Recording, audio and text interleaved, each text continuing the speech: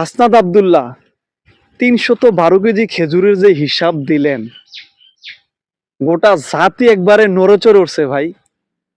মানে সত্যি কথা কি বলবো, মানে সে আমার উপজেলার এমপি দেখে না ভাই। সে যদি অন্য উপজেলার, অন্য থানার, অনেক দূরের অন্য জেলার বিভাগের বিভিন্ন দুর্দান্ত উপজেলার এমপি হইতো, তাও আমি এই বিষয়টা নিয়ে প্রশংসা করতাম। আমার বাড়ি দেবিদ্বার থেকে আমি প্রশংসা করতেছি না। মানে বিগত সময়গুলাতে আওয়ামী লীগের আমলে, ডক্টর ইউনূসের আমলে কত কি যে আমরা হারাইছি, আমাদের কে যে কত অধিকার থেকে বঞ্চিত করা হয়েছে আমরা আদৌ জানি না।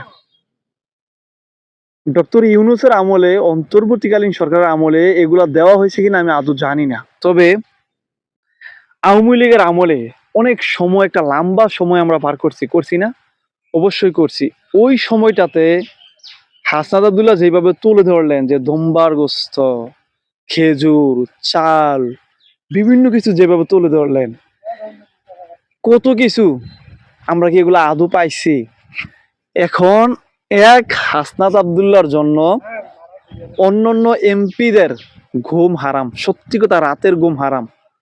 মানে কাদের? সবার না, যারা এগুলা খাওয়ার চিন্তা ভাবনা করছিল। মানে যারা চিন্তা ভাবনা করছিল যে খেজুরগুলা, ভালো ভালো খেজুরগুলা আমরা নেমু, আমরা ঘরে খামু, আমাদের আত্মীয় স্বজনকে দেব, না হয় বিক্রি করে দেব।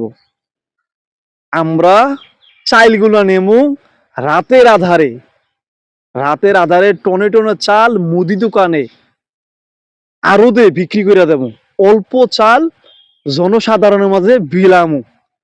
এমন যাদের মন মানসিকতা ছিল তাদের ঘুম হারাম। আর যাদের মন মানসিকতা এমন ছিল বা এখনো আছে যে হ্যাঁ, সরকারি অনুদান যার জন্য যতটুকু বরাদ্দ আছে আমরা ঠিক ততটুকুই দেব, তাদের ঘুম কিন্তু হারাম হয়নি।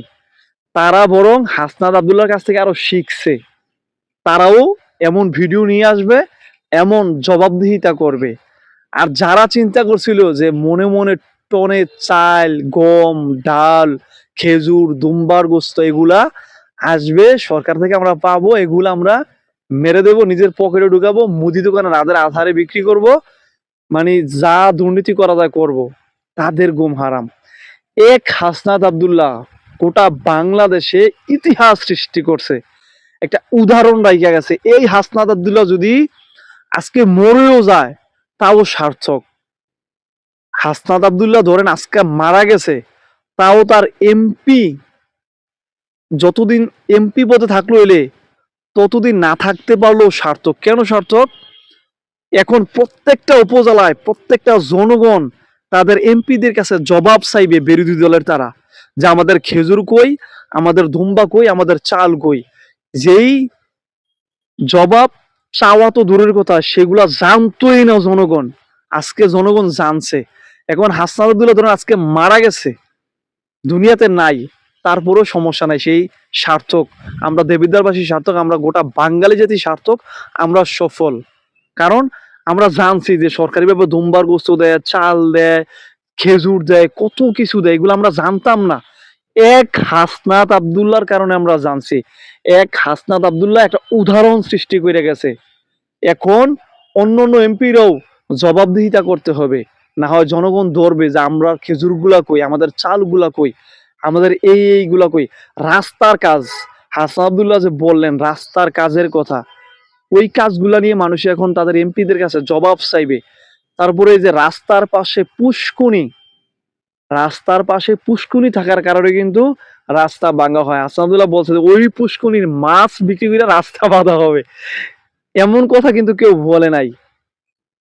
তাহলে আমরা এমন হাসনাত আব্দুল্লাহ, এমন আমির হামজা, এমন হানজালা, এই জাতীয় আরো যারা এমপি আছে, যারা পজিটিভ কাজগুলো করতেছে সংসদ সদস্য হওয়ার পরে, আমরা তাদেরকে এপ্রিসিয়েট করি, আমরা তাদেরকে সমর্থন করি, সাপোর্ট করি, আমরা তাদেরকে সেলিউট জানাই। আমরা খেজুরের হিসাব চাই, প্রত্যেকটা উপজেলা প্রত্যেকটা এমপির কাছ থেকে আমরা কিন্তু খেজুরের হিসাব চাই। কথাটা শুধু কিন্তু খেজুর দিয়ে না, কথাটা শুধু কিন্তু খেজুরের জন্য না, কথাটা শুধু কিন্তু খেজুরের মধ্যেই সীমাবদ্ধতা না, মানে প্রত্যেকটা কাজের হিসাব আমরা চাই। কিন্তু শিরোনামে থাকবে খেজুর। খেজুরের মধ্যে ব্যাখ্যা বিশ্লেষণের সব কাজের হিসাব আসতে হবে।